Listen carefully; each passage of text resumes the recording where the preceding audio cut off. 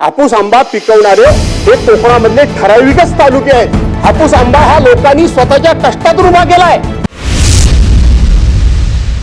त्याला मोहर येतो आणि आपल्याला असं वाटतं की कोकणामध्ये सगळे लोक हे सगळे हापूसचा आंबाच खातात, असं नाहीये ते। हापूस आंबा पिकवणारे हे कोकणामधले ठराविकच तालुके आहेत। मी ज्या चिपळूण तालुक्यामध्ये राहतो त्या चिपळूण तालुक्याला कुठेही समुद्रकिनारा नाही आणि ज्या ठिकाणी समुद्रकिनारा नाही त्या ठिकाणी हापूस आंब्याचं पीक येतच नाही, आलं तरी जेमतेम येतं। आणि म्हणून आपल्याला असं वाटतं की कोकणामधले सगळे जे काही जिल्हे आणि तालुके आहेत ते पूर्णपणे हापूस आंबाच खातात, असं नाहीये। हापूस आंबा हा लोकांनी स्वतःच्या कष्टातून उभा केलाय।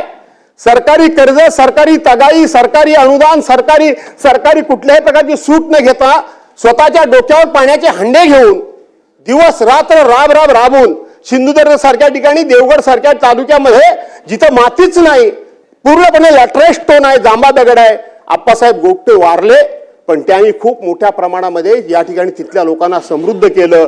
त्या कातळामध्ये, जांभ्या दगडामध्ये खड्डे मारून बाहेरून माती आणून तिथं आपल्या स्वतःच्या कष्टाने, स्वतःच्या घामाने, स्वतःच्या पैशानं त्यांनी तिथे कलम उभी केलेली आहेत।